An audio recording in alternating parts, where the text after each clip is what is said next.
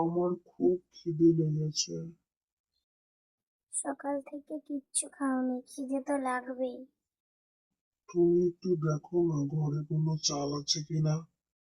ঘরে কিচ্ছু নেই, এই এক মুঠো গম ছাড়া আর কিচ্ছু নেই।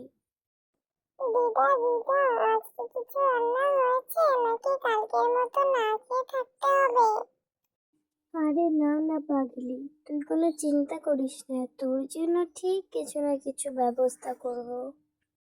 ঠিক আছে দিদা, আমি মিষ্টিদের বাড়িতে যাচ্ছি একটু খেলতে।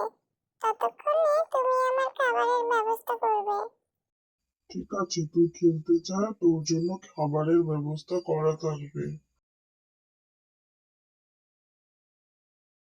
কি যে করি, একটু পর তো মেয়েটা এসে খাবার চাইবে, তখন ওকে আমি কি বলবো? মিষ্টি, মিষ্টি, বল মেয়েটা, ডাকছিস কেন? খেলতে যাবি?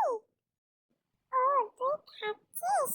ঠিক আছে, তুই খা, আমি একটু তোর জন্য দাঁড়াচ্ছি, তারপর আমরা একসাথে খেলতে যাব। ঠিক আছে মিতা, তুই একটু দাঁড়া, আমার এক্ষুনি খাওয়া হয়ে যাবে। তুই মিষ্টির খাবারের দিকে ওইভাবে কেন তাকিয়ে আছিস? বাড়িতে কি খাস না তুই? না না কাকিমা, আসলে একটা কথা বলবো তোমাকে। বলি অত ঢং না করে বলে ফেল, আবার যেন খেতে না চাস তুই। কাকিমা, আমাকে একটু পোলাও মাংস খেতে দেবে? আমি দুদিন ধরে কিচ্ছু খাইনি, সত্যি বলছি। বলি তোদের কি লজ্জা করে না লোকের বাড়িতে খাবার চাইতে? এত খাস তাও তোদের হয় না লোকের খাবায় চোখ দিস? না গো কাকিমা, আমি সত্যি বলছি, দুদিন ধরে আমি কিচ্ছু খাইনি। তোকে আমি ভদ্রভাবে বলছি মিতা, এক্ষুনি আমার বাড়ি থেকে বেরিয়ে যা, না হলে কিন্তু ঘাড় ধাক্কা দিয়ে বের করব। কাকিমা, এরকম ভাবে কেন বলছো গো? আমাকে একটু দিলেই হবে, আমি বেশি খাবো না। তোকে আমি বললাম না এক্ষুনি আমার বাড়ি থেকে বেরিয়ে যা? তুই এখনো দাঁড়িয়েছিস বেলজ্জার মতো এখানে? ঠিক আছে কাকিমা, আমি চলে যাচ্ছি।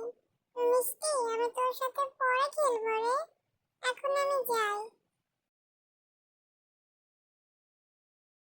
মা, তুমি এতটা পোলা মাংস রান্না করেছো, মিতাকে একটু দিতে পারতে, কি হতো তাতে? তোর আর তোর বাবার আদিক্ষেতা দেখে আর বাঁচি না। বলি এটা কি লঙ্গরখানা যে আসবে তাকে খেতে দিতে হবে?